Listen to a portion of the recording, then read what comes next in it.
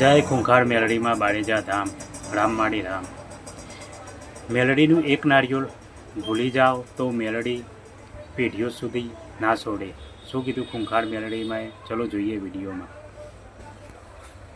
મારી નામના નહીં પણ મારા ધર્મનું નામ ટકી રહે ને, દેવી શક્તિનું અસ્તિત્વ ટકી રહે ને ઘેર ઘેર, એના માટે મારા ભગવાને જાગૃત બનાવી છે.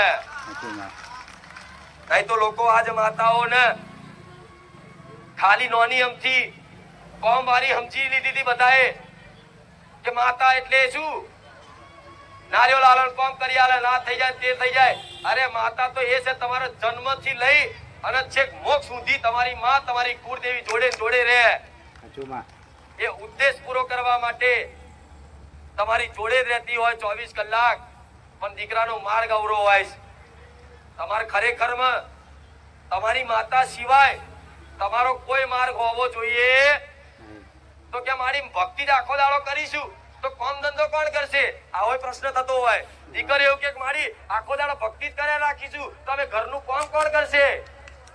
આવા પ્રશ્ન થતા હોય ને તો છે ને જે બી કાર્ય કરો ને એ તમારી માતાને સમર્પિત કરી દેવાનું. કે કોઈ દીકરી રસોઈ બનાવે ને તો માતાને એવું કહે માં હું રસોઈ બનાવતા બનાવતા તને યાદ કરું છું, પણ રસોઈ બનાવી એટલે માં પેલી હું તને ધરાવું છું. તો એ રસોઈનો જેટલો ટાઈમ બનાવશો ને એ બધો તમારી માં ભક્તિ ગણી લેશે. કોઈ દીકરો નોકરી કરતો હોય ને 8 કલાક નોકરી કરો ને તો નોકરીમાં તે કદાચ અમથા ગપ્પાડા મારો એના કરતા માતાની કોઈ ભજન વાપરો, પ્રવચન વાપરો, સ્તુતિ વાપરો, એ બધું સારું સારું જ્ઞાન વાપરવાનું મન થાય એ રીતે સાંભળી રાખો ને તો 24 કલાક તમારી માતાની ભક્તિ આ ભક્તિ જ કહેવાય છે. પછી કઈ મઢમાં બેહી રહેવાનું હતું? પછી તને કેતા પેલાના ગઈડા 12 મહિને દીવો કરતા તોય માતા હાકા પાયે રહેતી અને રોજ અખંડ કરે છે તોય માતાઓ બોલતી, કૃપા કરતી. એનું કારણ શું? ગઈડા ભલે તમારા 12 મહિને એક જ વાર કરતા પણ 24 કલાક કદાચ ખેતી કરવા જાય ને તોય માતાને જ આગળ રાખે. કોઈ વ્યાપાર ધંધો કરવા જાય ને તોય માતાનું નામ હોય.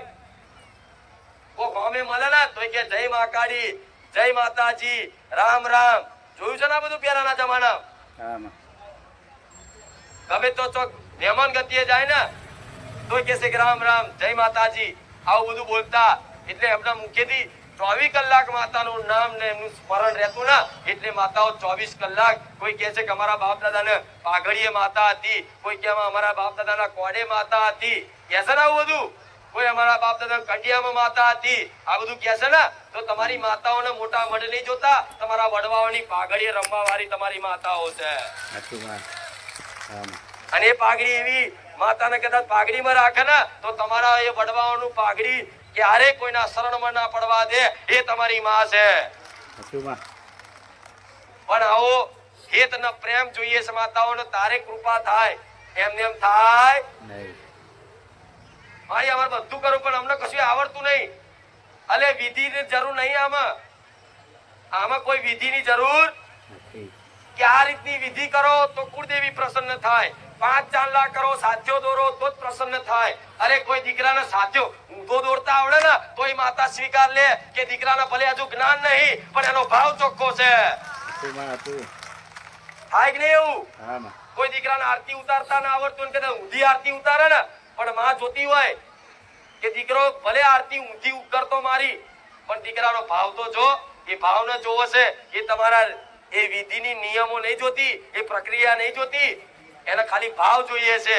એટલે તમને કોઈ વિધિ પૂજા પાઠ કરવાનું આવડે નહીં ને તો કઈ નહીં, જેવી આવડે એવી ભક્તિ કરો. અત્યારે તમને જ્ઞાન ના હોય ને તો માતા મને કોઈ જ્ઞાન નહીં પણ મને જેવી રીતે આવડે એવી તારી ભક્તિ કરું છું, કોઈ ભૂલ ચૂક હોય માફ કરજે, તો તમારી માતા છે ને એ બધું સ્વીકાર કરી લેશે.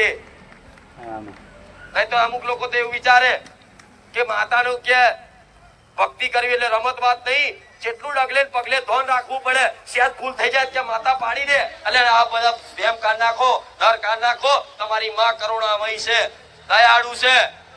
જેટલી ભગવાનને દયા નહીં એના કરતા માતાના વધારે દયા હોય. આવું જોયું છે ને, વાપર્યું છે ને? તો કે સેજ ભૂલ થઈ જાય તો કે માતા મારી નાખે. શું મારી નાખે? કોઈ દીકરો કે મેરડીનું કે એક નારિયેળ રહી જાય ને તો પેઢીએ ના છોડે. એટલે હું ગોડી છું એક નારિયેળમાં, હું પેઢીઓ ઊંધી એને તોટી રહું? આધા બધા વ્યામ ગોળા બધા વ્યામ ગાલ્યા છે મગજમાં કે એક નારિયેળમાં કે મેલડી ના છોડે, એક નારિયેળ બાકી રહી ગયો તો માકાડી ના છોડે. અરે એક નહીં, 1000 નારિયેળ ભૂલી ગયા હોય ને, પણ તમારો ભાવ એવો ને એવો હોય ને તો 1000 નારિયેળ ભૂલી જવું માતા. કોઈ માતા બાધા મોનતા કશી પકડી નહીં રાખતી, પણ એ માતા ક્યારે વધારે ખીજાય જ્યારે કોઈ વ્યક્તિ કોઈ માનતા બાધા રાખે કોઈ જગ્યાએ અને એનું કામ 15 દિવસ કીધા હોય, 15 દિવસમાં કદાચ એના પહેલા થઈ ગયું હોય અને એ વ્યક્તિ જો એવું વિચારે ને કે આ તો થવાનું હતું થઈ ગયું, કરીશ માતા ચાલશે, તારે માતા આવે કે લે તને હજુ અભિમાન હોય ને કે આ કામ મેં કર્યું છે તો તારું અભિમાન ના તોડી નાખું તો મારું નામ માતા નહીં. પછી કામ બગડે ને એટલે પાછો નારિયેળ વધેરવા જાય. આરું મારી ભૂલી જવું સમજા પડી. એટલે આવા અત્યાર સુધી તમે જેટલી બાધાઓ મોનતાઓ નારિયેળો મોન્યા છે, મારા સાનિધ્યમાં આવો છો તો બધું માફ કરાવી દઈશ. બોલો વિશ્વાસ છે? વિશ્વાસ છે? તમારી માતાઓને કહી દઈશ કે જા તારા વડવા હોય જેટલા કદાચ ગુનાહ કર્યા હોય, જેટલી મોનતાઓ બાધાઓ અને મોડવા કદાચ બાકી રહ્યા હોય, કોઈ વ્યવહાર બાકી રહી ગયા હોય, પણ આ તારા દીકરાઓ ખંચેરી ખોરે લઈ લે, બધું છોડ દે, માફ કરી દે, જા. તો કાલથી તમારી માતા એ માફ કરી દે. કાલથી નવો હિસાબ ચાલુ કરવાનો, પણ નવા હિસાબમાં ક્યારે પોતાની કુળદેવી જોડે માનતા રાખવી.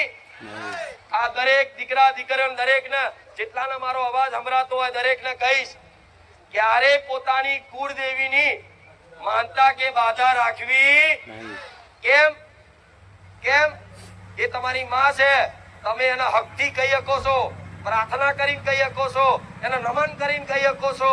અને ઘણા વડવાઓ તો એ જોયેલા છે કે પેલા માતાઓ નોકરી કરીને કહેતા કે માતા તું મારી માં છું. જોયું છે ને આવું? તો તમારી માની ફરજ છે તમારું કામ કરવાની. તો પોતાની માતા જોડે સોદા હોય કે મારી નવું બાઈક લાવી દઈશ ને તો હું તને 5 નારિયેળનું તોરણ ચડાવીશ નહીં, અને એવું કેવું નવું બાઈક લાવું છે. નારિયેળ બોરેલ હરખથી કરે બરોબર છે, પણ કોઈ માનતા બાધા રાખવી. તો માનતા બાધા કોની જોડે રખાય? જે પારકું હોય એને જોડે. પારકા જોડે તમે સોદા કરો ને. ઘરમાં મમ્મી જોડે તમે પૈસા માંગો તો તમારી માં પાછા માંગે તમારી જોડે? લાયડ ઉસીના લઈ જતો ભાઈ માંગે? લાયડ 10,000 લઈ જતો પાછા હાલમન કે તમારી માં? અને માં કે તો દીકરાને ખોટું લાગે, અને દીકરો કે ના પાછા હાલન તો માં ખોટું લાગે. જમ કે માની ફરજ છે, દીકરો કદાચ એની જરૂરિયાત વસ્તુ એને પૂરી પાડવી માની ફરજ છે. હવે તમે માસી ઉસીના લીધા હોય તો માસી હકતી માગે કે લાય 10,000 પાછા ભાઈ માગે નહીં. જમ એ સંબંધ બી જુદો છે, એ માસીનો સંબંધ છે, અહીં માનો સંબંધ છે. એટલે તમારી કુળદેવી જોડે છે ને કોઈ આવા સોદા કરવા કે આ કામ થઈ જાય તો મારી નારિયેળ વધેરીશ, આ કામ થઈ જાય તો આ કરીશ, આ કામ થઈ જાય તો આ કરીશ, આ કામ ના થાય તો લગીન ચોખા નહીં ખાવું, આ કામ ના થાય તો લગીન ચા નહીં પીવું. તો તમારી માતાને ક્યાંથી ચા ના પીશ, ચોખા ના ખાઈશ, ચપ્પલ ના પહેરીશ, એ તમે જાતે બોલો છો, એક રાખો છો. પણ ક્યારે પોતાની કુળદેવી જોડે આવી ટેકો મોનતાઓ રાખવી, એને ખાલી પ્રાર્થના જ કરવાની કે માં આ થોડું કામ છે તો તને યોગ્ય લાગતું હોય તો તું કરી દેજે, અને ના કરે ને તો એની ઈચ્છા એમ કરી છોડી દેવાનું. પણ કુળદેવી જો સોદા કરવા તમે તમારા હરખથી 1 નહીં 11 નારિયેળ વધેરજો. હરખના હરખથી કે માં કોઈ ફૂલ ચૂકો લે માફ કરજે, નારિયેળ વધેરું છું, ચુંદડી ઓઢારું છું, પેડા ધરાવું છું, નિવેદ આલું છું. આ હરખથી કરજો. શું કીધું? ચાર ઈચ્છા થાય એવું નહીં કે 6 મહિને 12 મહિને દર રવિવાર ઈચ્છા થાય, દર પૂનમે દર તહેવારે ઈચ્છા થાય ને તો તમારી કુળદેવીને નિવેદ ધરાવશો ને તો એનો દીકરો એનો વાલો લાગશે. સમજા પડે હું શું કહું છું? એ તો ક્યારે પોતાનું હોય એની જોડે સોદા કરાય. હવે તો તમે મને પોતાની માની લીધી તો મારી જોડે ના કરાય. હાચું નહીં? તો ભાઈ મારી જોડે ના કરાય. આ દેવી શક્તિની મહિમા સમજાવું છું તમને. એના સંબંધ તમે માં કહો છો, કુળદેવી માનો છો, તો માં તરીકેની જેટલું કર્તવ્ય તમારું હોય તમારે નિભાવવાનું, અને માનું કર્તવ્ય એના દીકરા તરીકેનું જે હશે ને એ માં નિભાવશે 100%, ભલે અદ્રશ્ય શક્તિ છે દેખાતી નહીં, પણ સોને છુપે એવા લાડ કરશે ને એવા તમારા કામ કરશે ને કે દુનિયા કહેશે કે હા માતાએ તો જો આની શું રચાયું, એના રાજા બનાવ્યો. સાચું માં. અનક નહીં આવું, હા માં. પણ દુનિયાને બતાવવા આપણે કરવાનું, આપણે તમારા માટે છે. અને એક શરૂઆત કરશે ને ખાલી એક ઘરમાં એક ભક્ત પેદા થાય ને તેની હાથ પેઢી પાવન થઈ જાય. કેટલી? સાચું માં. એક પેઢીમાં કદાચ એક કોઈ સાચો ભક્ત પેદા થઈ જાય ને તમારા ઘેર તો 7 પેઢી તરી જાય. કેટલી? એની ભક્તિથી ઉપર જે પૂર્વજો હોય ને એ પૂર્વજો રાજી થઈ જાય, એમને આગળ ગતિ મળી જાય, એમની કૃપા મળી જાય વગર માગે. પણ આવી ભક્તિ રાખવી, જો તમે ભક્તિ ના બહુ જાગતી હોય, તમારો દીકરો બહુ ભક્તિ કરતો હોય તો એને ટોકવો. તમારી કોઈ દીકરી હોય ખૂબ ભક્તિ કરતી હોય એને ટોકવો કેમ? કે ભક્તિ શું છે તમે હજુ સમજી શકો?